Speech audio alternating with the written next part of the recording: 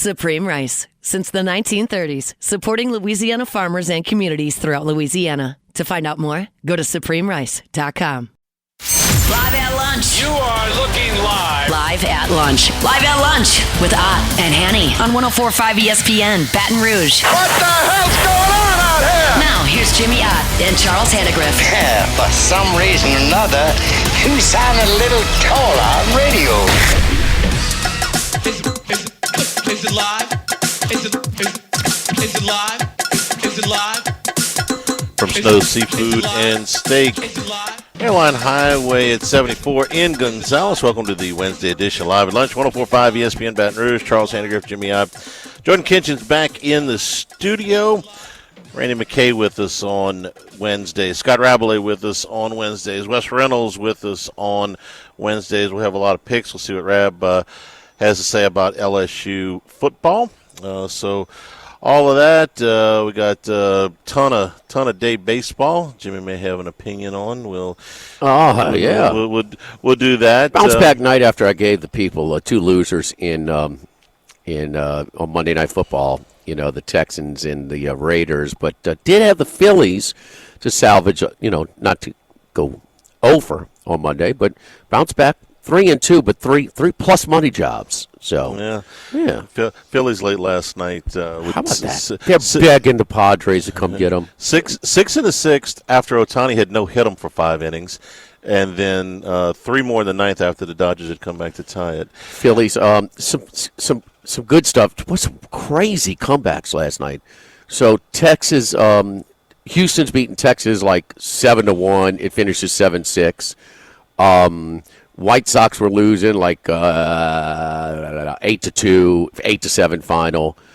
Rays were losing like 6-1. It was like a 7-6 final. I mean, it was all these comebacks that fell just a little bit short. And then the big one, like you talked about, the Phillies coming back and blowing by. The Dodgers, I mean, they're healthy again. They're under 500 for like the last 40 games, Charlie. This is an extended stretch where the most talented team, the richest payroll in baseball, is. It's not just they're just throwing out these openers left and right now. They got their guys back. Yeah, worry about that bullpen. No, the bullpen. Well, see, in the postseason, this is where I like the Dodgers. The postseason, the bullpen, some of these starters are going to be shifted, and they're going to help that bullpen out a lot. Yeah. Much needed. Wednesday is the day for the SEC teleconference. This is when all the coaches take questions for about 10 minutes or so. And Brian Kelly is always the first one up. So we monitor this to see if, there's ever any news breaking, injuries or things like that. And what he said today was not news, but just a reaffirmation of what he said on Monday. He was asked specifically if he would ever consider setting Nussmeier this Saturday. And Kelly's response was he needs to play, and he wants to play. The torso injury has slowed him up, so we've dialed back practice. But now he's on the other side of it because we were able to do that. He's doing some things in practice now that he hasn't been able to do in a month. So any thought that he would maybe reconsider or walk back what he said on Monday is squashed right there. It's encouraging to me that he says he's doing some things in practice that he hasn't been able to do in a month. I mean, this is a very nonspecific injury, or at least nonspecific the way he's describing it to us. We got a pretty good idea on timetable with, knee injuries and things like that, concussion protocol, but this is a torso, which could mean a lot of different things. This oblique that keeps you from spinning, and what is his level of pain? Charlie, it's and all that is true, and I'm a knee specialist, so that's it. Trust from me, experience, I've done enough of that. But any injury will interrupt and affect your mechanics, and that's what we're seeing, right? Right. Are we not seeing that with Arch Manning too? I think so, although they have, that's what it looks like. I can't believe that. I mean, we've seen it. I saw it's different. He's certainly going to be affected by pressure at the college and at Newman, all right? But we didn't see those ugly mechanics when he went against Mississippi State. last year. No, he was fine Or in in the two games that he started. Have we seen these kind of? We see a little bit of the arm slot shift by Nussmeier. Is that fair? And Arch Manning, it seems like this generation of quarterbacks has watched too much of Patrick Mahomes. So it's a part of a lot of guys. But I'm talking about the spots. No, the spots when you drop back, you're in the pocket, and you're not affected. To try and where you're forced to kind of shift that arm slot to kind of get it below a pass rusher and stuff like that. We've seen a little bit of it, and these guys, one guy gets a little bit more exposure and hype than others. Both of them have similar paths as they've been throwing footballs for a long time and taught properly. With a ton of eyes on them, a ton of experienced, knowledgeable eyes on them. Nussmeier's dad, but also probably some private instructors like Rohan and whoever, along the way. Same thing with, Manning. Okay, so these guys were taught the proper mechanics, how to throw a football, and we're seeing, and that's the thing where I say this is probably affecting that a little bit. So what we saw in the film study last night, you can go check it out, the Handycast film study with Richard and I, is the balls that he's throwing that are up to between 25 and 30 yards have got enough zip on them. Now, talking about from his hand or release, or from the line of scrimmage? From his hand release to the catches. The two longest ones were the 1 to Bauer Sharp, which spent 26 yards in the air. There was another one to Aaron Anderson that was about that same thing. And then the Xavier Thomas touchdown was a little bit less than that. That ball wobbled on him, but it had enough mustard on it to get there. Anything under 30 yards, he looks fine, okay? I really didn't see him throw the ball deeper than that. Now, did they call it? Were there opportunities? There was one that we saw where Barry Brown is at about the 25-yard line, their own 25-yard line, and he is even with the defender. And Nussmeier could have gone to him. It would have been a longer throw. If he would have led him, the throw would have probably carried up to midfield. So with the drop back and everything, it would have been closer to 40 yards or 35 yards. Might have been a little bit inside the 25-yard line. He took what was the 26-yard throw to Sharp, and the play goes for 65 yards. So no problem there. He probably makes the better decision. If he throws to Brown there, it's probably a 50-50 ball. But he took the open receiver. He took the 65-yard gain, go to town. We saw him try to throw the ball deep against Louisiana Tech. That was short. That'll be 2 weeks from, the Southeastern game. So it's not like he is not capable of putting enough mustard on the fastball to throw anything inside of 30 yards, which is most of their passing game anyway. Does that mean he can't throw the ball deep? Who can say? I'm more interested in what you guys saw watching the All-22 film on the coverages dictating, just basically eliminating LSU's, desire to try and throw into coverage downfield. They did not. They played some too high, not as much as Clemson did. There were some man opportunities for them. Some of them they took, but it was all. That's you're afraid of his arm then, or you're concerned about his arm, because you got guys. Yeah, you got guys that you got to take. I mean that's one of your big your big weapons. Is Hilton over the top? If they're showing, I think he played 11 snaps the other night because if it's not in the deep game, that's the biggest asset he is out there. So if you're not going to throw the ball deep, frankly, there's other receivers they've got out there that block a little bit better. You're not throwing the ball deep. Yeah. You're not. So that part is, that's injury. They haven't run it. Put it that way. They ran it once in the Louisiana Tech game. They didn't run it again. And how did it look with his affected arm? It was short. It was well short, way short. See, it was the throw that got everybody talking. Like, man, there's something up. Right. So if he can't step into that throw to throw it vertically, right. And I'm talking about for line of scrimmage. We're talking about 40 yards plus downfield. That we saw beautiful throws against Baylor in the bowl game. Yeah, probably. Beautiful throws. They They don't want to show how ugly it is. Not they Like it saw against Louisiana Tech. They don't want to make that a pattern. Yeah. So at what point is he going to be able to make that throw again and they get comfortable in the offense? Is it this week? Is it Ole Miss? Is it after the bye? I don't know. They can run most of the offense with what he can do, and they're not going to tell anybody when he's going to be unleashed to be able to throw the ball deep. So we'll see. This is not a secret anymore. This is something that other coaches are picking up on film. This is something that anybody watching the game can see.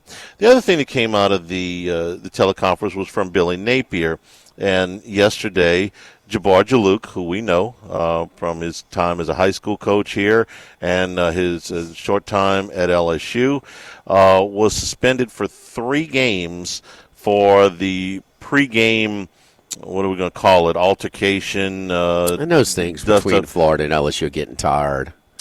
I mean, I told you on Saturday this or Sunday when we did football Sunday, this one was worse. And yeah, you're right, it is getting tired because every time these two get together, somebody's on somebody's side of the field in pregame or whatever, and this was more involved. This was not them at midfield or stomping on a logo or somebody ran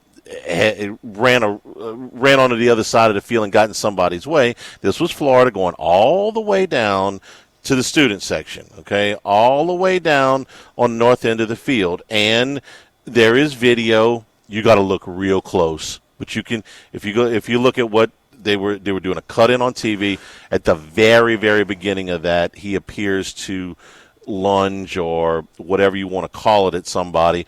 Jalouk apologized. He sounded like somebody he knew or somebody that knew him, and he apologized. He took full responsibility for it. Napier, says, "Hey, look, that ain't what we expect."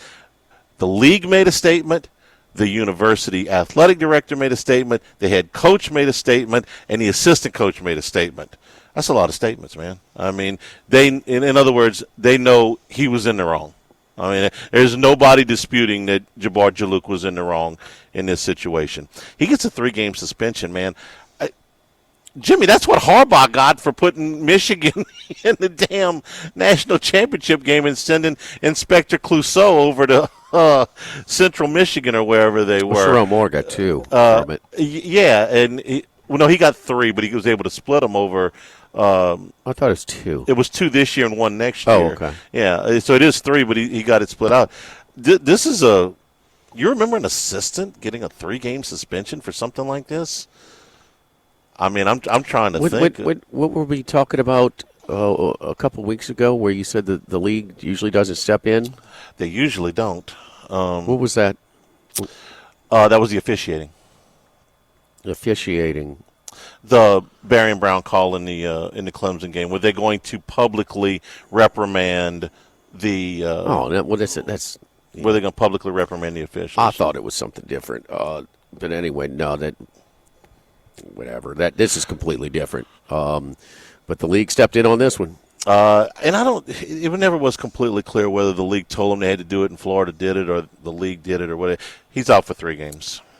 I thought it wasn't a spitting thing? Oh, it was a spitting thing. I said it. It's not officiating. I said it about the officiating, too. The league doesn't publicly that's reprimand. Different. No, they got to protect. They got to defend their officials. You're right. It's a spitting. Yeah. No, they usually do not. The league would rather not step in. They would rather the schools discipline their own. When it's student athletes, they don't step in, and they'll leave it up to the schools. But when it's the paid professionals, well, I guess the players are too now. But I mean, the adults they're held to a higher standard, obviously. And Sankey's got to do this kind of stuff, man.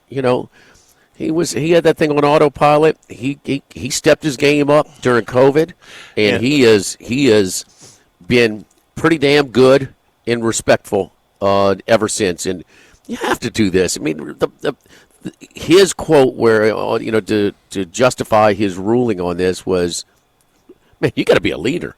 Yeah. I mean, you're in a position of leadership, not to you're supposed to diffuse these type of situations, not incite them. SEC and Florida jointly announced this yesterday, just so I get this right. Jaluk's conduct during the pregame altercation reflects behavior that is unacceptable and not aligned with the standards of the Southeastern Conference. This sounds like it came down from above. Anyway, they're all in agreement. Nobody's appealing anything. Nobody's denying anything. Yep, he did it. He's being punished. 3 big games too. I mean, Miami, Texas, and Texas A&M. It's not like he's missing those rental wins like like Harbaugh did. At any rate, we're here at Snows. I mean, if you want to, Penn State should have open season, huh? They should do all kinds of things with their first 3 games, huh? It's a heck of a preseason. They're running an NFL preseason. They had 3 preseason games, then a week off. That's what the NFL teams do, right? I did laugh when you said that on postgame. You went through all the scores, and there are a lot because they just keep adding these Division I teams. Yeah, I mean, we got who do we have? Delaware now. Yeah. You got to run through scores. Yeah. I mean, so Old Dominion. Who's next? And you say, well, Penn State's done with their preseason, and I cannot believe that's the biggest thing when you look at the schedule. We talk about even the 2019 team, as great as they were. They had a big game, emotional game. They had an exhale spot. Whether it was a bye, a rent-a-win, or Ole Miss or Mississippi State that weren't good that year. They had losing seasons. I mean, Auburn game, Florida game, Alabama game, whatever you had. And here it is. There's no doubt after that brutal non-conference schedule, they need an exhale. Sure. They got a bye before Oregon. All the NFL teams do that after the 3rd preseason game. They're off to next Sunday, and then they play into the regular season. Little game, James. He got a big one coming up a week from Saturday. We'll see where he's at. We're live here at Snow's Seafood and Steak. You've heard me talk about a lot of the 50 years, and we're on the second half of this century over here at Snow's Seafood and Steak. Multi-generation operation from the Sheets family. Todd and Candy taking the baton and just, and raising their game, man. We're in one of the banquet rooms today. They've got the patio. Maybe when we come back in October, it'll be patio weather. So we hope for that. So you're going to get exactly what you know what you're going to get. The service is always friendly. We do restaurants every day. The people, when I come in, you need something to water, can I help you? They're just really, really nice. And that comes from top. And it's come to be known that you expect that type of friendly, warm service when you come over here to Snow Seafood and Steak. You can sit in the bar, watch the TVs if you want, multiple dining rooms, banquet rooms. Hey, it's really not too early because this place fills up. You got a company around this area of town, you want to try and book one of these private banquet rooms because they will be packed for the holiday season. Never too early to make space for that. And we got lunch specials. We got lunch specials and salad specials Tuesday through Friday over here at Snow's. We're closed on Mondays because we do such a big business on Sunday. But just a little bit of, you want fried seafood, you want a steak, you want some pasta, you want some fresh fish, you want ideal protein menu, something light, whatever it is. And yes, that white chocolate bread pudding is to die for. Specialty cocktails all the time, great one.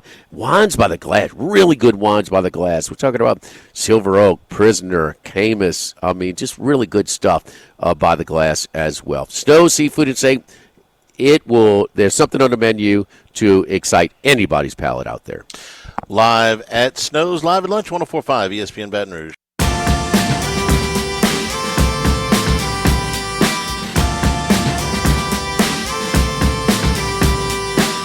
Live at lunch with Ott and Hanny from Snow Seafood and Steak in Gonzales on 104.5 ESPN Baton Rouge. Remember, you can always get the show on demand, 1045ESPN.com, LouisianaSports.net. Brand new Handycast, brand new film study on the Florida game. Go to YouTube, search Handycast. Hit a subscribe, hit a like. Richard and I went through a good bit of the film last night, about dozens worth of plays to take a look at from last night. Last night's film study as LSU beat Florida. They give us a little nugget. Well, there were good plays and bad plays in the run game where you can see the designs are fine. I'll give you an example from the first couple of plays of the game. The first play of the game, Caden Durham.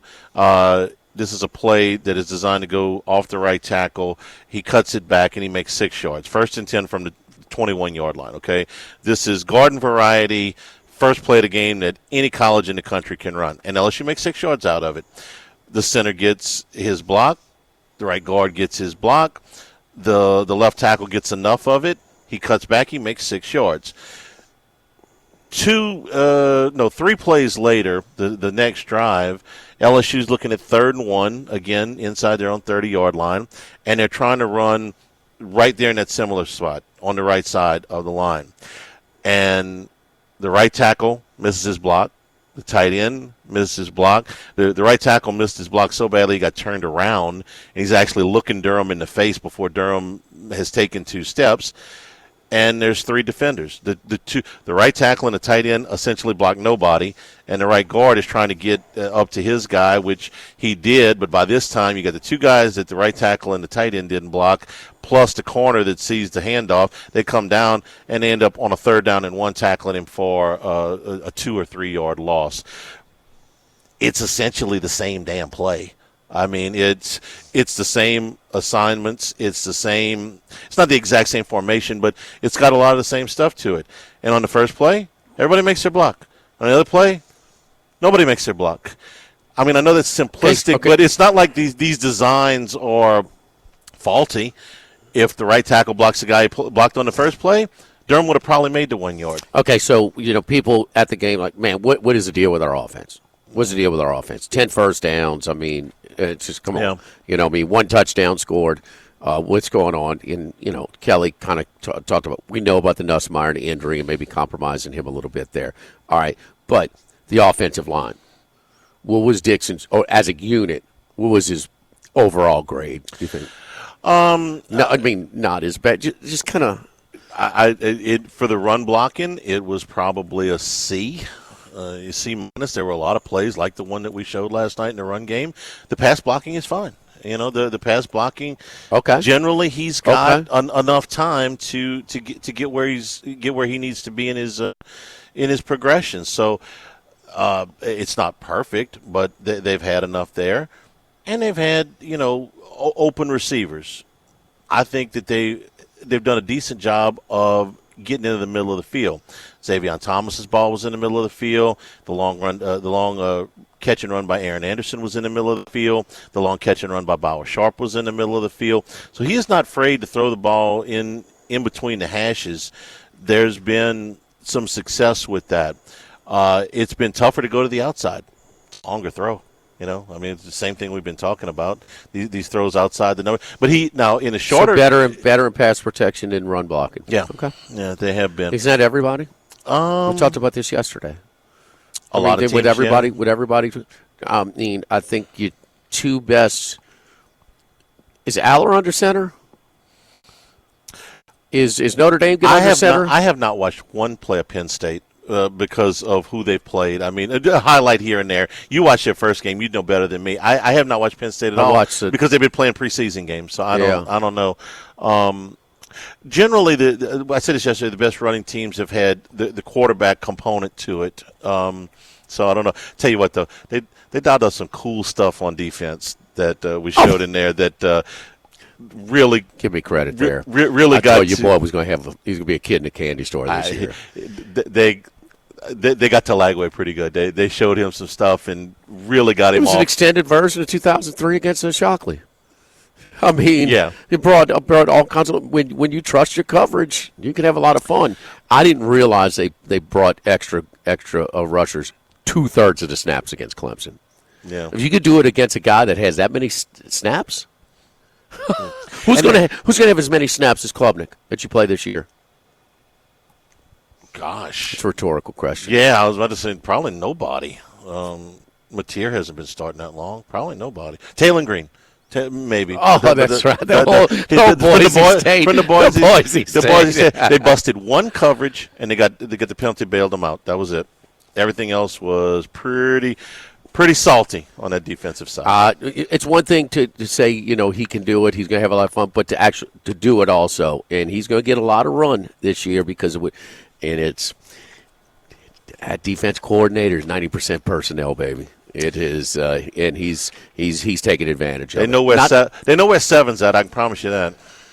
They're gonna find seven because seven wreck your whole game plan. Now seven also busted the one coverage that they bust, but look. Oh, really? On the 87-yard pass? Yeah, oh, it was on him.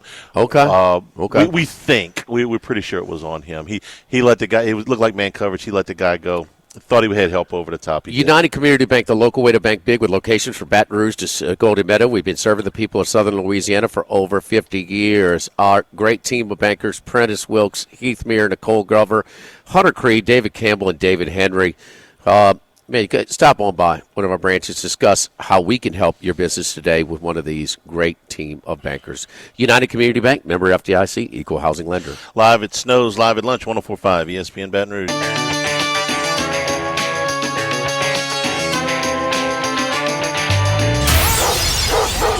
Uh-oh, they let the big dog out. Boom! Out of nowhere. It's time for the big dog, Randy McKay, with his best picks. Big dog, how you doing, buddy?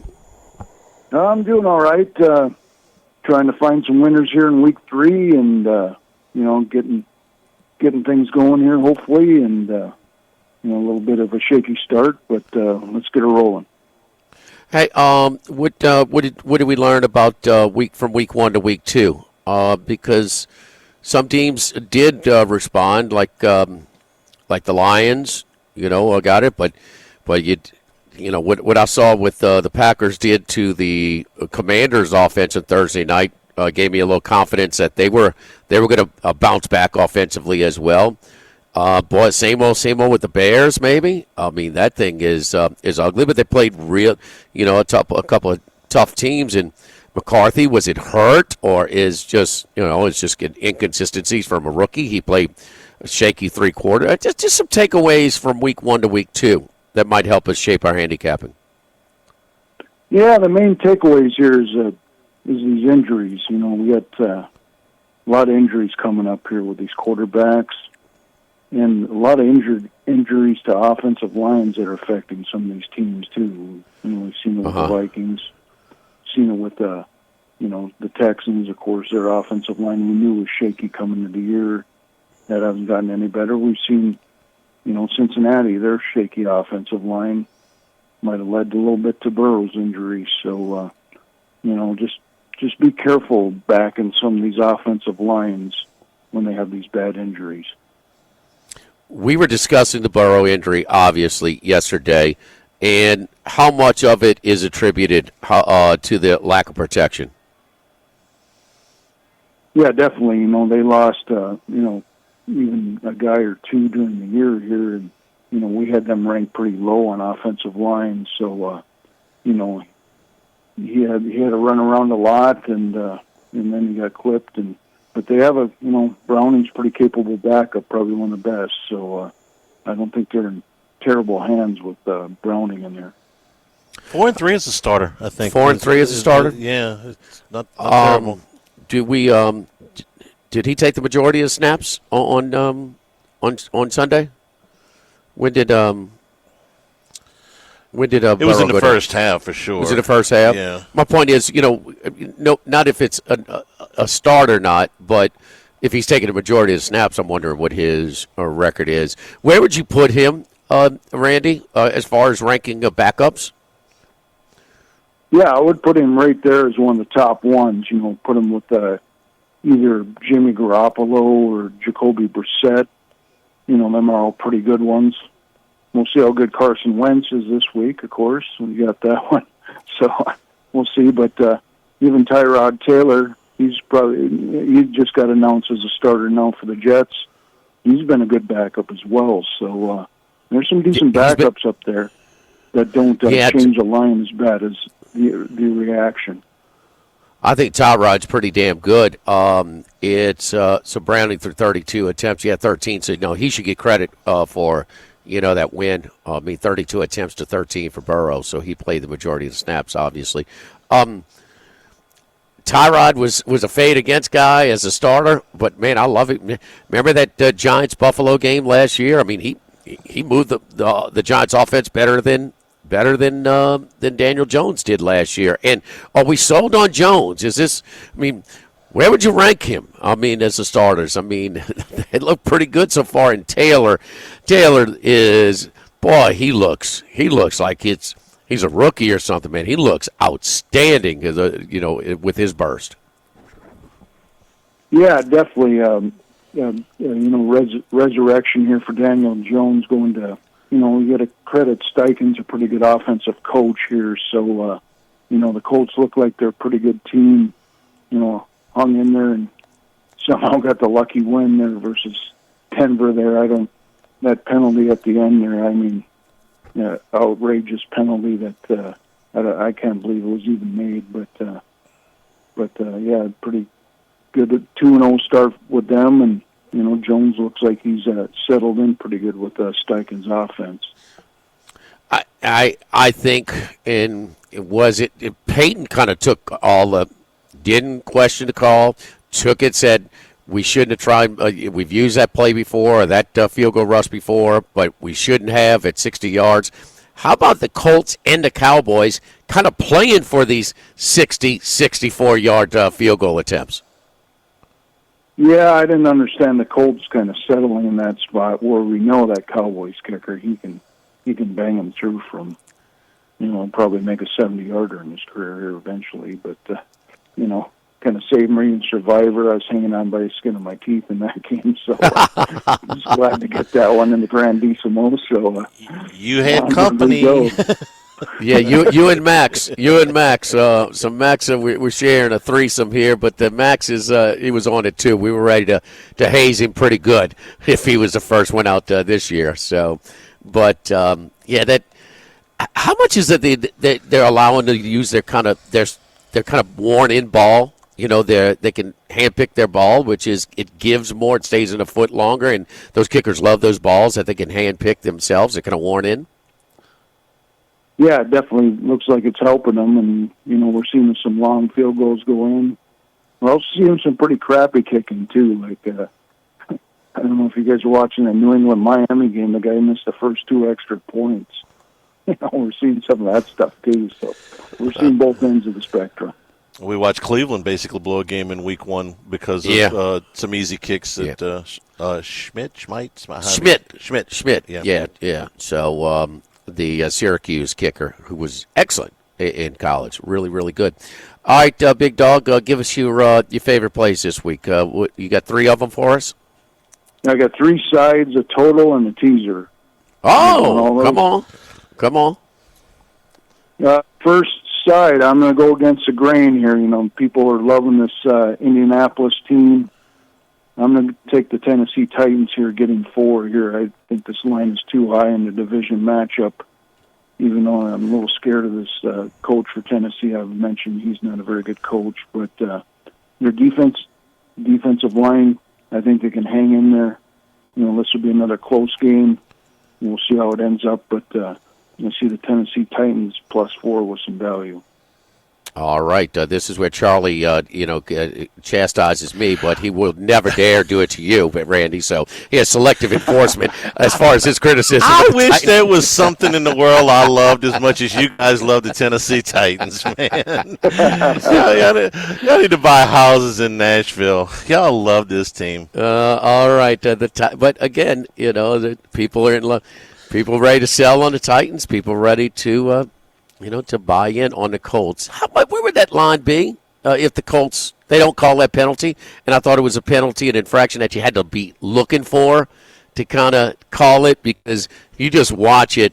No, oh my gosh, that's a big. I just hated that call in that spot. But where do you think it would be had Denver held on to win and the Colts come in 1-1? Yeah, this line was 1.5 in the look ahead, so you're getting 3.5 points here of value just because of one kick, I believe. And Tennessee didn't have a horrible performance ever right in the game against the Rams or till kind of the end when they died out. But and they play Indianapolis tough at home, so this is another good spot for them. 79% of the bets made on this game on the spread at 4.5 at our friends at the Queen and DraftKings outlet is on the Indianapolis Colts. Who's your next pick, Randy? I'm the big matchup here. I'm going to take the Eagles if you get it down to 3 minus 20 like I got. You might want to even wait. There's a lot of Rams love here. The look ahead in this game was -4. It's been bet down to that number. This is the big matchup. I trust the Philly offensive line more than I trust this Rams offensive line. Otherwise, usually in the spot I would like the underdog, but with Philly's proven offensive line against this Rams that Stafford could always take that one hit in the game, and then we got Garoppolo in there. So I like Philly a little bit in this matchup, and I think they'll go 3-0. All right, so buy it down. You've seen it. You see the Rams record, last 11 games, 0-2 against the Eagles, 9-0 against everybody else. Wow. And playing, man, Stafford's made some really nice throws. Stafford is really extending his career to a high level. And for somebody who's got this back, whatever he's got, he playing as good as anybody. That seems like he's gotten some good assistance there because he wouldn't be playing like he did if he had some back issues. Yeah. That he's stuff like, is debilitating. He's like a fine wine. He's gotten better with age. I remember back when he was with Detroit, his nickname used to be Pat Stafford. Because he always pad his stats at the end of the game. Absolutely. Yes. Yeah, get a lot of garbage yards when the game was done at that point. All right, who's your next side? Going against the Dallas team that even advanced me and glad to be done with that team. I like the Chicago Bears. They're getting +1. The Bears were a 1.5-point favorite on the look ahead last week, so see a little value here. Getting an underdog here. Dallas, I like to bet against teams coming off an overtime win. Crazy game. Want to relive it. Probably couldn't live through it if I'd had to. But we'll see. But I see this a good bounce-back spot here for Chicago. We'll see if Ben Johnson's a good head coach, if his team's response, and we'll see if Williams can get right versus this very weak Dallas defense that blew 2 4-point leads in the fourth quarter, letting the receiver behind them, which I couldn't believe. It's minus a little juice now, -118, but +1.5 now at the Queen, the DraftKings outlet here. All right, and who you got? You said a total and a teaser. Is that right? Yep, under 42 in the Cincinnati Minnesota game here. Battle of the backup quarterbacks. Both offensive lines are injured up. There's going to be a lot of travel on the interstate from Bismarck, North Dakota on 94 to Minneapolis. Carson Wentz, North Dakota's finest quarterback, starting here. So, and the Vikings should get back Van Ginkel on defense. They got beat up a little bit against the run against Atlanta, but they held in there, held in the field goals. But didn't break till the end, and just had too much, pressure from the offense here. And we'll see if the Vikings offense can respond, but I think it's going to take a while. This game could be lower scoring than most think. Charlie, you think that Zach Taylor, because they were behind most of the time, they let Browning throw the ball that much, or are we trying to dial that down over the course of the game? Well, that might lend itself to the under. He was pretty defensive about the criticism of his offensive line, which is what you would think. Oh, because Burrow got hurt. Because Burrow got hurt. He says, this is on everybody, This is not just on the offensive line. Okay. Not sure I'll buy that. No. A lot of that pressure has come right up the middle. But, yeah, I would think that it was probably because they were behind. Chase Brown's actually proven to be a fairly reliable back over. But midway last year, he took over the full-time. But he's been more of a workhorse than I thought he would be. I thought he'd kind of be a third down back when he came in the league. He's emerged as an every down back for them. He is there every down back, but he ain't no Bijan Robinson. We know that. He's not that good. And that's the guy who kind of torched on Sunday night. So it'll be interesting to see the approach that O'Connell takes with Carson Wentz, how much confidence he has in him. To dip it down to 41.5, this line probably go down with both of these backups. That would probably lend some public support to the under as well, huh, Randy? So 42 might If we can find that, might want to get on it now, huh? Yeah, I would probably get on it now because I'll probably get on the 41, which is key number. All right, in a teaser, in any of the major mobile outlets that you look at to for your teasers now, because DraftKings just went from minus 115 to minus 135 on their juice from last year to this year, and they were the best. So I think of Westgate, the brick and mortar place, a very popular place in Las Vegas. They're minus 140 on 6-point teasers. Long gone are the days at minus 110. I think that Colucci and them have 120. But the mobile sites, what is the best site to put down teasers right now? Yeah, not totally sure. I remember Bet Rivers was 120 as well back in the day. I don't know if they still are or not. But most of mine is, of course, offshore and PPH. But the teaser I like here is Seattle down to 1.5. Your Saints have been pretty tough the first 2 weeks. Showing some growth, but their offensive line, of course, banged up there.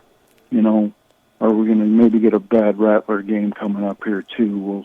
We'll see on the road, but like Seattle, they're down to 1.5, and the NFC West matchup here with Arizona and San Fran, like Arizona up to 7.5. So you're getting through the key numbers there and getting them down, and getting one up. So like that teaser.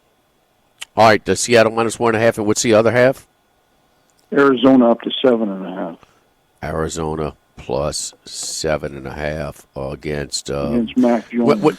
Real quick, we out of time, no Randy, but about Rattler. What do you think about where do you have him as a 32 starting quarterbacks right now? He certainly played better than we expected last week. Well, he is a starter, but I would rank quite a few backups ahead of him still. So, but he's showing some growth anyway. But you guys kind of a placeholder spot for him. Gotcha.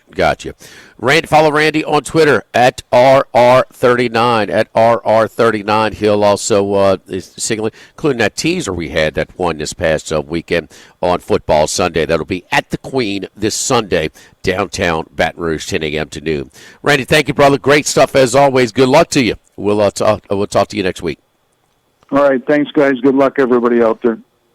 All right, don't forget our friends at Workbox and Workbox Services, my buddy Martin Padial and his great staff over at Workbox. And, with their second location, bigger and better than ever. The second office allows us to service all of the Gulf Coast through New Orleans to Baton Rouge, all the way to Lake Charles. And our great team has expanded, along with Martin Sr., Martin Jr., Hannah, Brandy, my buddy Chris Brooks over there as well. Shipping containers, custom storage containers, all different sizes, from 8x8 to 8x40. You can customize them to any way. We customize them for you anyway. Lunchrooms, work sites, safety storage.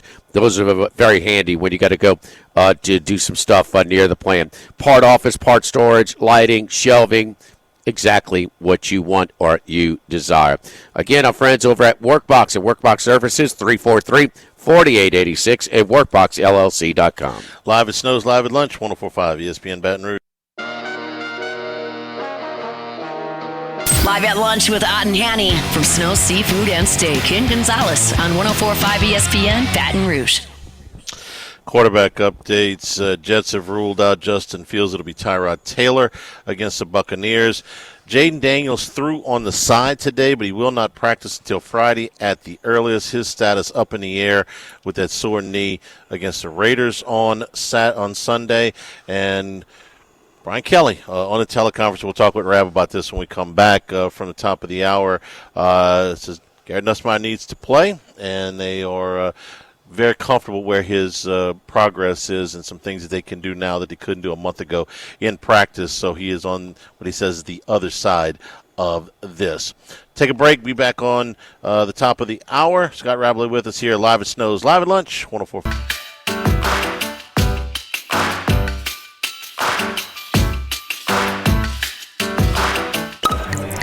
Enjoying the finer things in life is his forte. Let's bring in Scott Rabelais from The Advocate. And we return here at Snow's Seafood and Steak on Airline Highway at 74 in Gonzales. Rab, good afternoon. How are you? I'm doing well, guys. How are y'all today?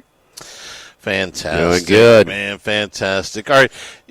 We said what Brian Kelly said at 10 o'clock this morning on the SEC teleconference. You were on the call. You heard it.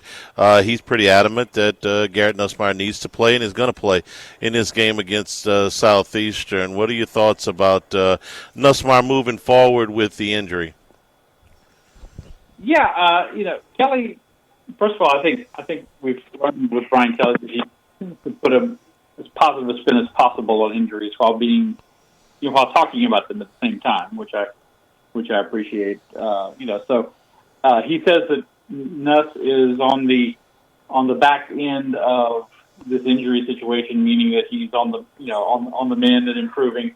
But he still said Monday he's not going to be totally healed. He doesn't think until he's got time to rest during the open date week after the Ole Miss game. All that said, I agree. I think he needs to play. I think given if the offense have been motoring along in the fast lane instead of kind of puttering along in the school zone like they have been, then I would say he maybe he could sit this one out because the things are a pretty fine-tuned machine. But I think he needs to work. I think you need the reps. I think he needs to not play the whole game. I mean, I think it's very, as you said, Charlie, I think on your post-game show Saturday, it's important how many points they scored this week. Usually you don't think too much about it. I was in agreement with you as well. But this week it's important. It's important they try to get to a big lead and get him out of the game at some point in the second half or halftime if they can. But, I think he needs to play and work on those mechanics, work on the timing, and trying to give this offense a shot of confidence as well, going into the Ole Miss game. It's a wonderful thing, and everybody has, just automatically assumed that they're going to be up 6 touchdowns on Southeastern in the first half. It was 23-21 with Nichols last year in the third quarter. I mean, I don't think you can just say, well, you know what, get him out in the second quarter or even the third quarter. If the game dictates that, sure. I'll take the under on 21 points in the third quarter Saturday with this defense. Yeah, I don't think that they're going to score 21 points on LSU either, but I don't know how many points LSU is going to score. I would like to see them, gain some offensive continuity with this group against what is an outmanned opponent. Scott, you've watched him play. Do you think, or not do you think, is he limited? We know he's got something in there. How limited do you think this makes the LSU offense? I think they have been limited. I think I turned to Wilson one point Saturday night during the game. Why is their offense so horizontal? There's just so many passes in the flats and short passes, and sometimes the receivers, the receivers or tight ends or running backs, not getting past the marker, and it's been kind of frustrating to watch. And I think we kind of know why now. I think he has been compromised. That touchdown pass he threw Saturday night seemed to kind of flutter a little bit. He didn't have that usual Nussmeier zip on it. I think he's been affected. All this, as I wrote in my column yesterday, all kind of comes back together. Going back to preseason camp, and you're like, why is he not throwing the ball in this scrimmage a week before the Clemson game? That seems kind of odd. He's out there handing off and in pads, but why is he not doing more? So it's, I think he's been affected. If he can get healthy, I don't know about you guys. I've had let's say it's an abdominal muscle puller. We don't know exactly what it is. Because Kelly's not saying. I've had one of those, and I'm not a high class athlete. Just trying to move around and just go through your normal day is difficult. I mean, you feel it with everything you do. So I can see why this has been something that has affected him, and obviously you're running a bit of risk if you play him against Southeastern that he could get injured further. I mean, we saw what happened Saturday with Lawrence Sellers, the guy who's coming free for Vanderbilt and knocking him out of the game. So that's always a risk, but I think it's a risk worth taking. Scott, I'll go back to, so compare how he's throwing it now to when there were some reports that you gave us in practice that, man, this is an impressive thing to watch. Him zipping the ball around to these talented and deep group of receivers. You remember, giving us that report? Yes, yes. No, I remember. I remember remarking to, I think it was to Koki Riley when we were leaving practice one day. I said, "You want to know what it was like watching Joe Burrow in practice in 2019? This is what it looked like. He was laying the ball in, just beautiful passes over defensive backs, just right on the money, and zipping the ball around. And then obviously the last couple of times, two of the last times we saw him in practice, it changed. So somewhere in the middle of camp. But yeah, to start with, he looked tremendous, and his accuracy was great. The touch was great. The zip on the ball was great, and it changed at some point. So yeah, he can get back to that, but he hasn't. Now it all makes sense. He hasn't. Why hasn't the offense looked to use go to Chris Hilton more or go deep more? Charles, I watched your very entertaining and informative film breakdown last night with Richard Dixon, and the long pass through to Bauer Sharp instead of going down the sideline to Barry and Brown. Obviously, it was as Richard said, it was an easier pass to make, but like you said, it would be a lot farther to throw. Making that throw to Brown, and maybe he wouldn't have been caught as Sharp would have been. But I think it's still a little difficult for him to make those throws, and you hope for his sake and LSU's sake that he get through this game. He's healthy, and you can go to Ole Miss and win, and then get healthier, leading into the rest of this very trying schedule that they have ahead of them. The throw would have been similar to the one that he was asked to make against Louisiana Tech and left short. So, and again, they make 65 yards on the play, so I'm not complaining at all about it. It would have been a tougher throw outside the numbers where he would have needed to throw it for Brown to go get it. Okay, after the game, Brian Kelly was a little hot under the collar. He came back and Cobble's crap. Yeah, Michael Cobble, noted troublemaker. He came back and walked all that back on Monday.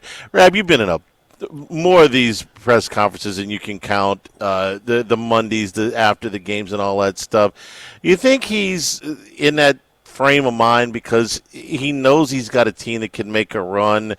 And look, it's not going to always be smooth. There are going to be some obstacles and things like that. But he was maybe more than a little bit bothered the other. And I don't think it had anything to do with Cobble. I said that on a post-game show. Yes, it did. Whoever opened their mouth first about the offense was going to get it. So it just happened to be Mike. But is it because he thinks, look, man, I got a real shot with this team, and man, if anything goes wrong, it's going to really suck. If it's my running game, my quarterback, whatever, because I got a real shot here. Yeah, I think he said from the beginning, he thinks it's a really good team, and they're talented, and they certainly showed it on the defensive side. He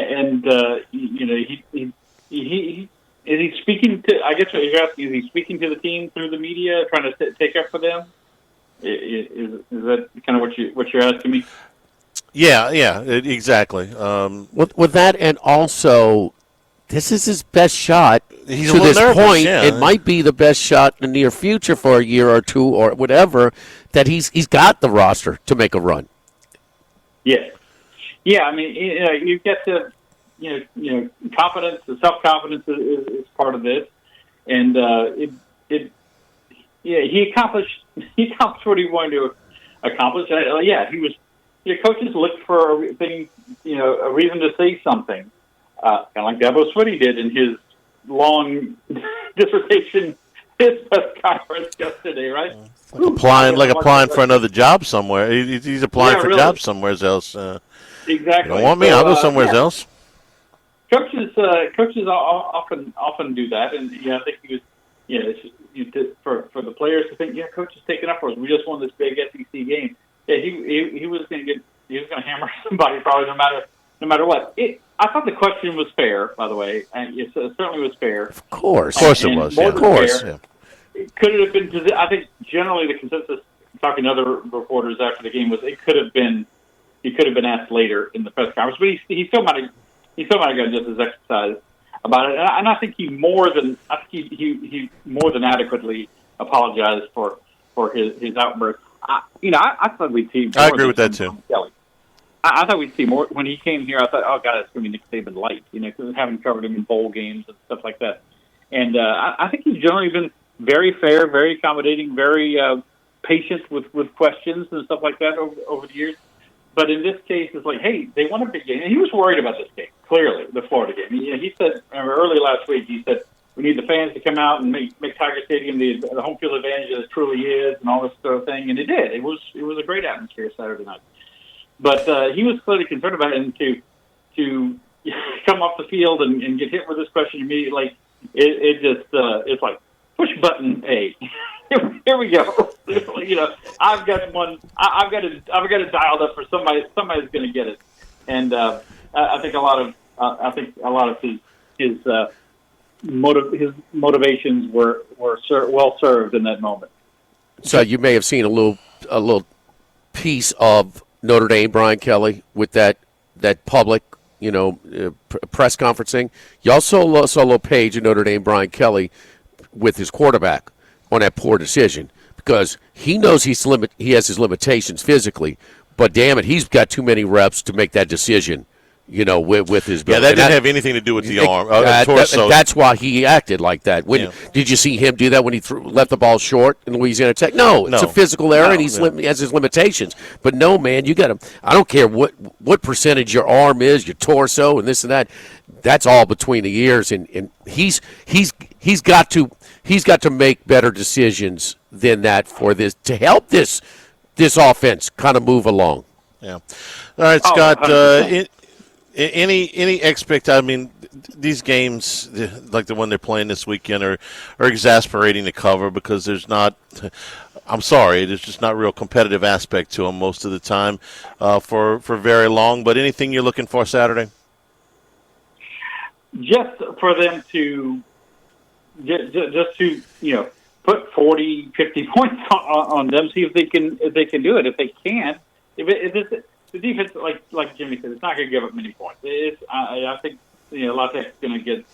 If they get to 10, it would be quite a victory. La Tech, that's how you. If they get to 10, it would be quite a victory for them. So it's the defense. That's another problem. But if the final score is 31-10, that's a bit of a red flag. You can't expect this defense to keep doing this every week. At Ole Miss, I don't think they have a super great team this year, but they certainly seem to have a good enough offense where they could. If you can only generate 31 points on Southeastern, you might have to generate 31 points at Ole Miss to win the game, even if the defense is playing reasonably well, and that's a problem. So I want to see. It's a lot to ask in a game like this. They got to be motivated. They got to come out, try to put a lot of distance between themselves and Southeastern early on in the game, score a lot of points, and then try to get guys off the field. So there's a lot to ask, but it's much more interesting, I will say, than the average rental win for LSU. This is where it falls on the schedule and the state of the offense. Brad, we appreciate it. We'll talk to you next week. And look, if a veteran beat writer can tell the difference between a rental win, Southeastern, Louisiana Tech, Villanova, Nevada. No, Coach Kelly, the fans aren't going to bring it like they usually do, and I'm just fine with that. It's going to be a little bit different than it was for Florida. Brad, we appreciate it. We'll talk to you next week. Thank you, guys. We're brought to you by the Thibodaux Store and the Pierre Part Store, 900 St. Patrick Highway in Thibodaux and Highway 70 in Pierre Part. Man, it's still time to get some supplies for the weekend. If you go on the website at thethibodauxstore.com, same-day pickup is available for a lot of these items. Also, delivery is available for a lot of these items. So your outdoor kitchens and your tailgating supplies are in full supply at the Thibodaux Store and the Pierre Part Store. Man, you go to the website, too, and you got all the different areas. Automotive, building materials, doors, windows, but we love that outdoor cooking. So, that is where it's at. Look, it's going to be Jimmy Hot tailgating weather around the corner, too, in October. So this is a time to where you stock up on all of your material, all of your gear for cooking for your tailgate. Outdoor cooking, period. Whether it's your outdoor kitchen at home or on site when you're doing Jambalaya Festival, whatever it is. So they've got everything you could imagine and then considerably more. It just makes it fun, man. If you love outdoor cooking like I do, you will be. It's a kid in a candy store. It's like Christmas morning going to the Thibodeau store and the Pierre Part store to get all their stuff. Independently run operations, been around forever.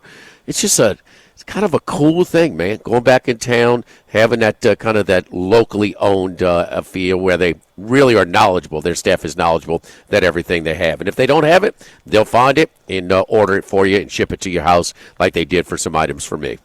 Thibodeau Store, 900 St. Patrick Highway in Thibodeau, Highway 70 in Pierre Part for the Pierre Part Store, TheThibodeauStore.com. Live at lunch from Snow's 104.5 ESPN Baton Rouge.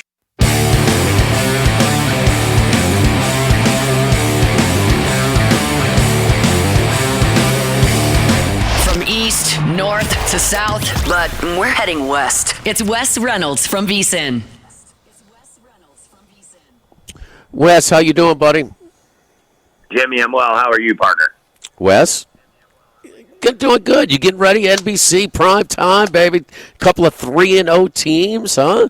Two teams that had really good seasons last year. Of course, Indiana with the playoff appearance, and Illinois with a 10-win season, including a bowl win over an SEC team. So 4.5. Are you going to Bloomington for the game? I will not be. I'm going to be making the trip to Austin when the Hoosiers play Oregon, and hopefully still undefeated by that time. But I will be watching Saturday night with my eyes glued to NBC for the Illini and the Hoosiers. And yeah, looking forward to it. Little private parts there for you. Pig vomit, trying to teach Howard how to say that. I got it right away. WNBC. Yeah, I got it. Well done. Well done. What you feel, Wes? Because sometimes we're too close to the sun. Sometimes, I mean, the team that we have an emotional event. It's hard to look objectively again with about a team that's our team that we have an emotional investment in.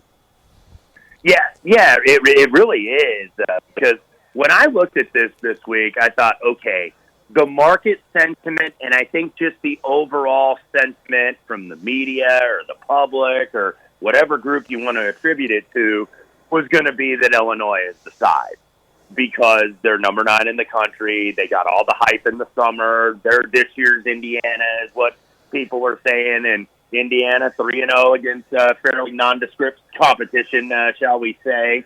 And this is a prove-it game, I think, for both teams. It's a prove-it for Illinois to live up to a hype, and it's a prove-it for Indiana, too, because maybe being a little bit disrespected because there are still some pollsters not ranking this team, and including my buddy Brett McMurphy, where I almost had to not accept his Facebook friend request, man. Why, you're not ranking the Hoosiers here? Like, come on, give us a little bit of respect. But, the line being 4.5 is certainly curious because I think that tells you that maybe the market, who was so high on Illinois over the summer, maybe likes Indiana this week. And I think Indiana wins the game. I'm not rushing to lay it, though, right now because I think that the number is going to drop as we get closer to the weekend, as you get more money involved. I don't think you'll be laying 4.5 or 5. So probably the best play is the under at this standpoint. Well, at our local outlet, the DraftKings outlet, and DraftKings outlets all around, it's 5.5 now. Indiana is minus 5.5, minus 105, despite roughly 2/3 of the spread tickets on the Fighting Illini. So a little bit of pros versus Joes, maybe. Said you had the pros versus Joes last week at LSU in Florida. You had Florida along with some others, and well. How did it feel not to cover that one when you out first down on 23-10? Lagway throws 5 interceptions. And really didn't do it against, I think, he had the one against pressure, but a lot of them were just bad throws for this guy. And this Florida program, man,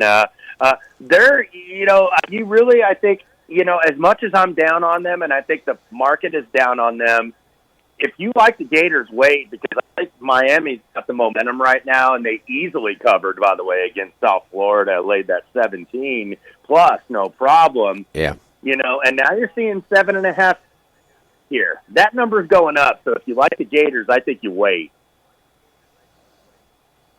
Who else are you on this week in college football, Wes?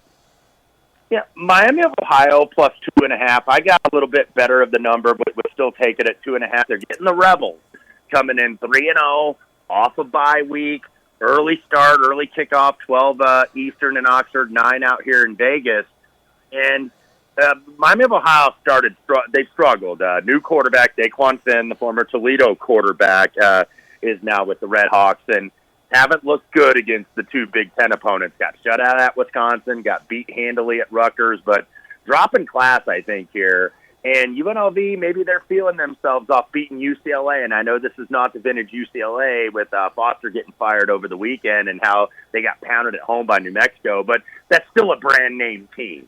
And you still probably got a lot of kids on that team that wanted to play at a program like UCLA, especially a lot of the California kids. So Miami of Ohio, to me, in what might be a low-scoring game, I think is right here at plus 2.5. So I did take the Red Hawks in that spot. A couple others. This has dropped below 7, but I like East Carolina a little bit over BYU. BYU off the bye, but Bear Bachmeier, I think he's going to get tested a little bit more on the road. And even against Stanford, where they won pretty easily a couple weeks ago, he kind of struggled against the pressure, got sacked 3 times. And I think you've got a better defense here with East Carolina. They just did shut out Coastal 38-0. So ECU getting BYU at home. I think they're going to be ready in Greenville on Saturday night. So we go with East Carolina in the points there. And then a couple other quick ones in college football. This is an ugly dog, and I know there's revenge involved, but Georgia State plus 27.5 at Vanderbilt. And you may end up even getting a 28 by the weekend. Vanderbilt gets ranked.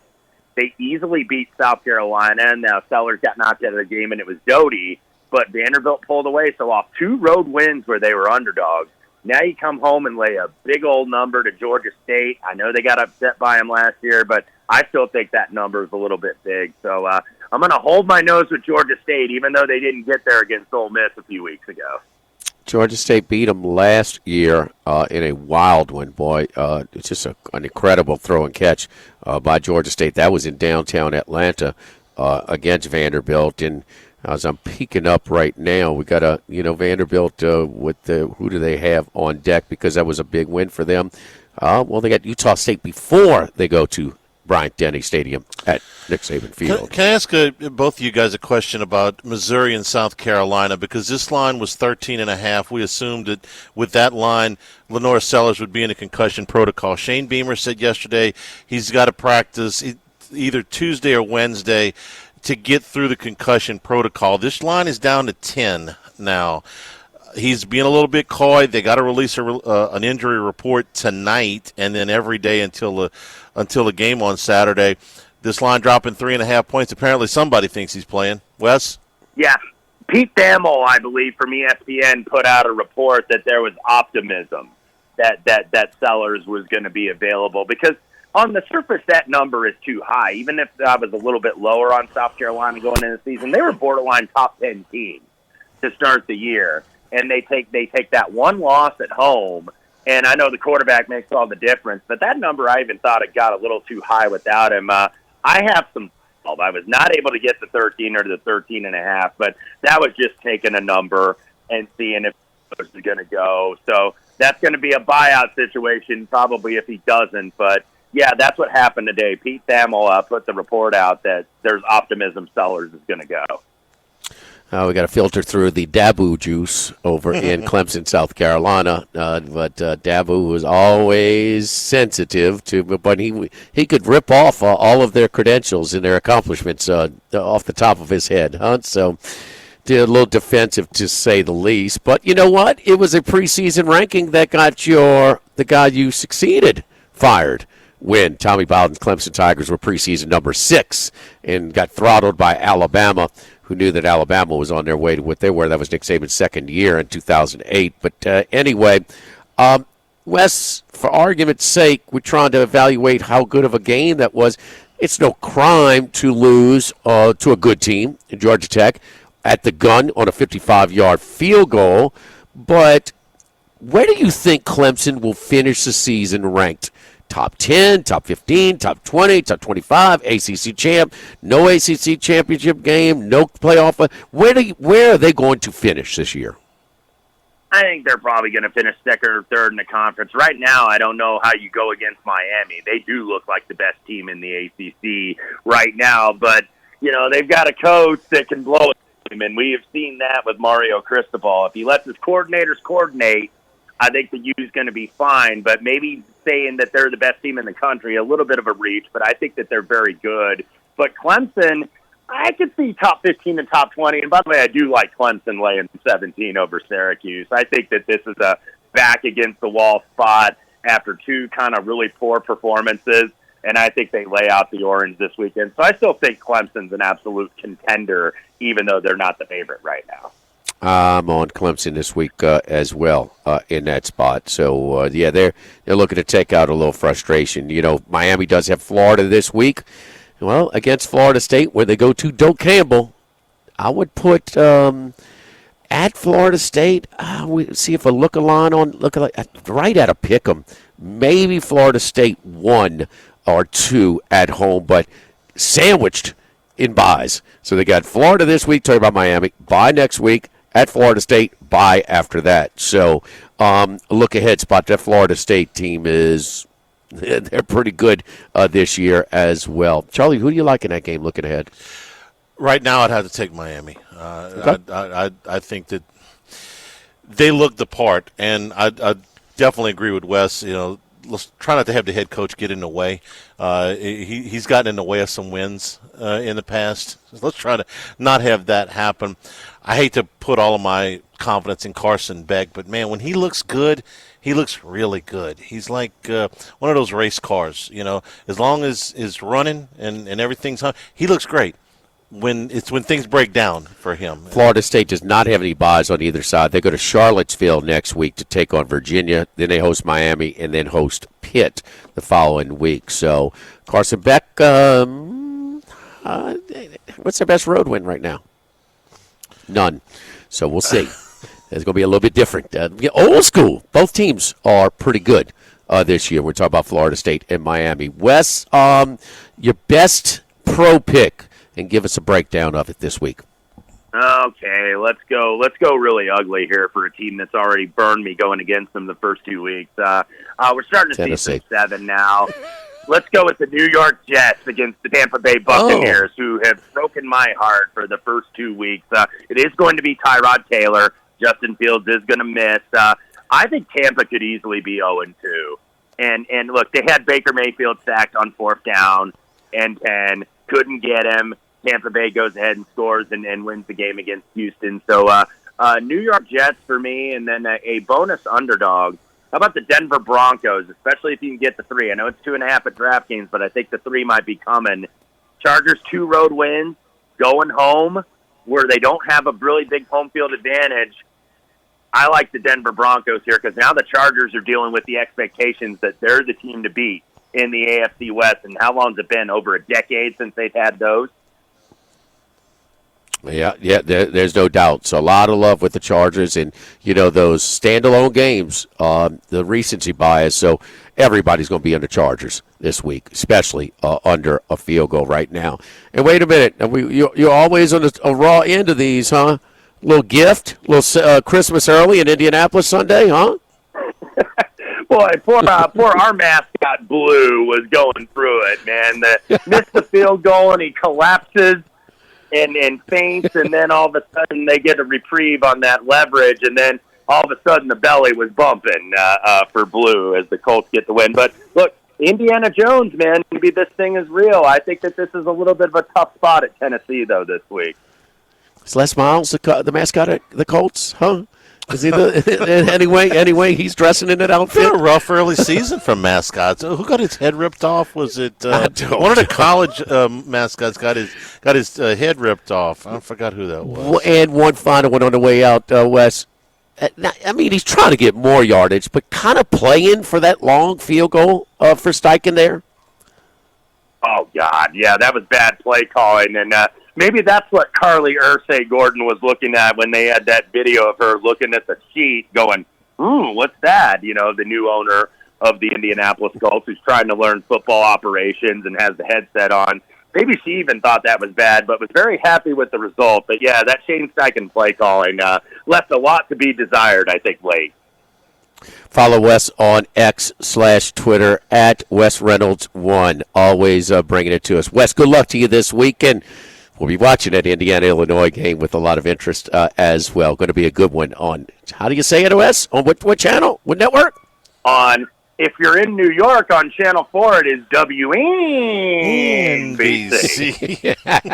Thank you, Wes. We appreciate it. Yes, indeed. Over here. Don't forget our friends downtown Dana Brown at the law offices of O.C. Brown, bringing you our football consensus picks on Friday. That's right, on Friday we wrap up all the picks and run through them over the entire course of the week.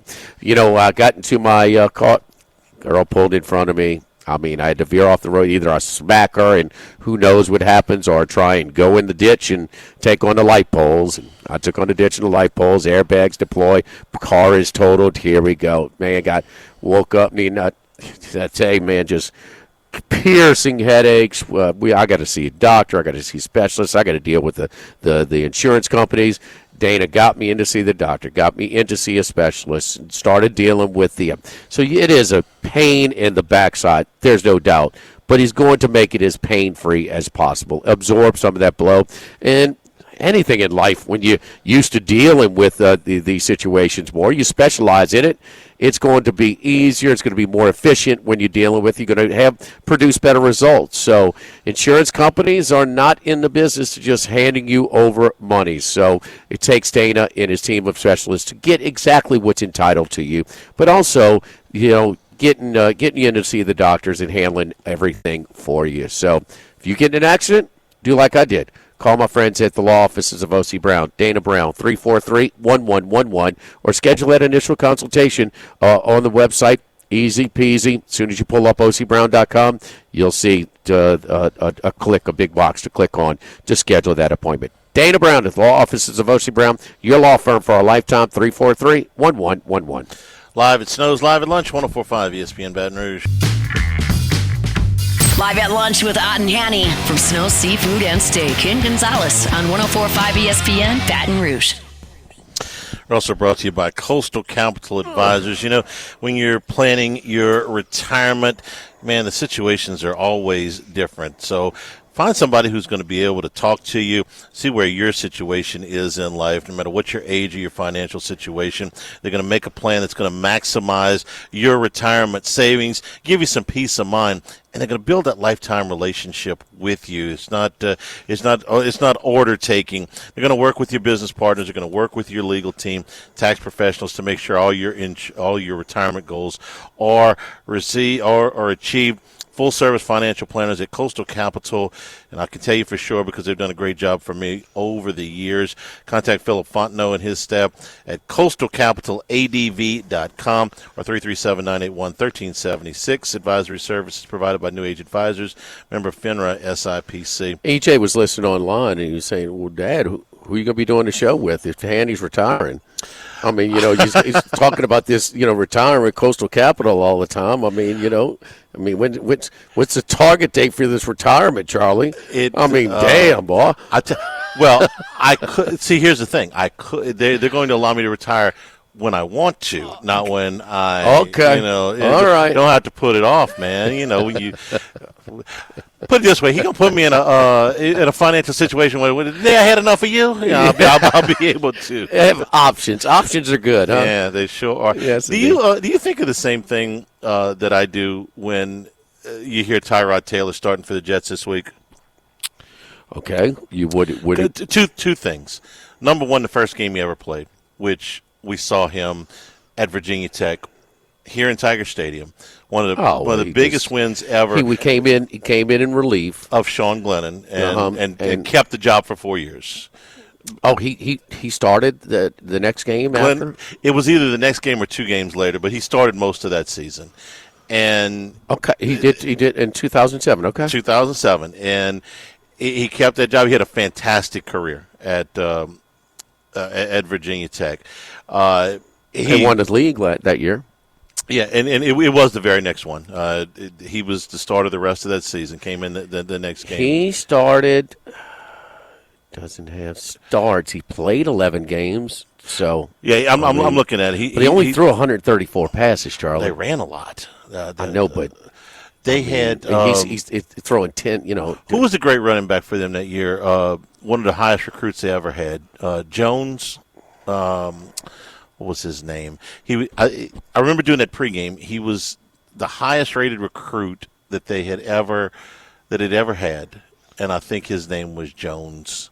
His last name was Jones. I'm trying to remember. Glennon threw 235 passes that year. Taylor only 134. Well, they probably rotated. Glennon threw for 1,800 yards. Taylor 927. Glennon 12 touchdowns to 5. All right. It says after the game. Oh, I see. He got hurt. He got hurt against Duke that year, came back, and after he came back, Glennon took over as a starter. So I knew he had started the next game, and then he got hurt, and then Glennon came back in to start. Their leading rusher that year was Brandon Orr. Okay, maybe I got all of this wrong. I just seem to remember that they had. Yeah, he had 267 rushing attempts for 992, and the next closest had 429. Tyrod Taylor had 429. Maybe I'm thinking about. So that. now keep in mind Taylor. He was in there. Now Glennon rushed it 66 times, but Taylor 102 of that year. So they probably He played a lot, and he started for a number of those games. Anyway, he had a great career at Virginia Tech. But did you ever think that he would stay 15 years in the NFL? No. This is year 15 in the NFL. No. And he was a full-time starter for 3 years with Buffalo. He's off the top of my head, he's in the top 10 as far as backups. How many games did he start for Cleveland or Buffalo? Probably about 60. Very good, 58. This will be start 59. He was a full-time starter for 3 years in Buffalo, and he started. He was only Cleveland for 1 year, but he started the 3 games that he was there. I think they did play one playoff game at Jacksonville, so maybe 49 starts with Buffalo, or did he miss any time? He missed a couple of games. Okay. He started 14 games 1 year, 15 games 1 year. So he missed a couple. Do you remember the game they went to? It was like a 10-7 playoff game. That was the year Jacksonville went to New England, had them beat. Now, they looked terrible in that game. Did not cover in that game. Was that one of those Saturday No, it was a Sunday game. It was a Sunday game? It was a Sunday. Okay. It was a Sunday early game. Yeah, it was a Sunday game. Baltimore, Buffalo, Cleveland, the Chargers, the Texans, the Giants, and the Jets. The Saints played. That's who he's played for in 15 years. Yeah. Okay. So he's – and I thought he was an upgrade last year, and Fields is still – He accounted for a lot of yards, a big chunk, and he certainly moved the ball against Pittsburgh in the season opener. But when the game's on the line, they're running quarterback draws. Yeah, they're not even trying to throw. So he's going to allow them to run their offense a little bit more. I like the pick. I'll take the pick because you might be getting a point or two because it's just the backup playing. When, in fact, that it is not a drop-off, and it might even be an upgrade. At 36 years old, he's still a very viable player in the league. Very viable. Yeah, no, there's no doubt. So don't forget. I felt for him that night at Tiger Stadium because he was a freshman against that defense, man. That's in that 07 defense. That was still when Dorsey was healthy. Yeah, it was game 2. Yeah, that was only game 2. Yeah. The only time they pulled it on the quarterback, the Paraloo quarterback keeper. Early Doucette was a little open. And they never went back to it. I know. My man Lee Carney over at Go Chevrolet in LaPlace. They also have Go Chrysler Dodge Jeep Ram in Plaquemine, the Go Automotive team. When I was in the market for a new vehicle, I called my buddy Lee, a hoopster, a big Bel Air hoop star, and played some college, coached some college, and just really, really loved talking basketball with the league.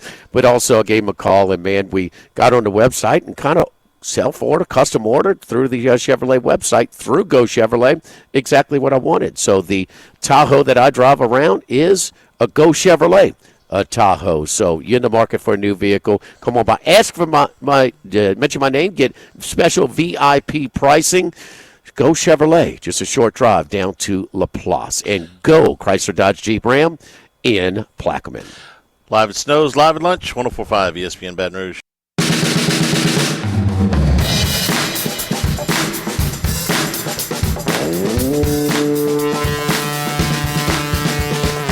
Live at lunch with Ott and Hanny from Snow Seafood and Steak in Gonzales on 104.5 ESPN Baton Rouge.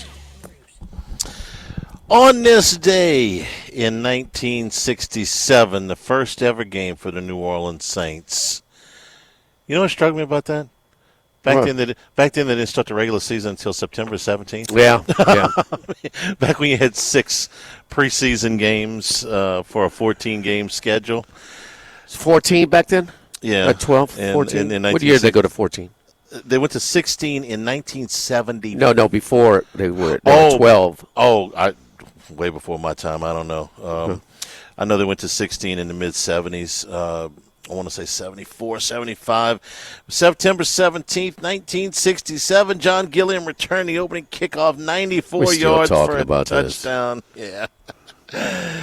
God bless John Gilliam, 80 years old now. But anyway, that just struck me. Playing, could you imagine now if we had to wait until the 3rd week in September to start football? I know. It drives us they go get rid of the week 0 thing and let them start playing. Give us a little bit more on there.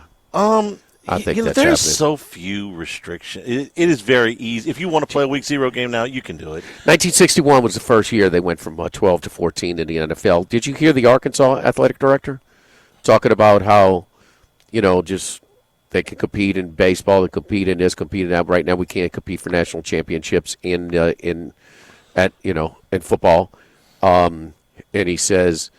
So he's talking about people, the sport is built on cheating and getting an edge, and he says, so we'll be more competitive in the SEC with collective bargaining, but we still, if everybody's they're driving 55, but it's not patrolled, and everybody's going 65. And I don't know if we want to get, that's not the integrity, that there's not a whole lot of integrity in going, basically saying everybody's cheating, just like, with, who said it was, everybody's, I don't know how they're going to meet all these, all the money that they're offering, kids and stay under the collective and all that.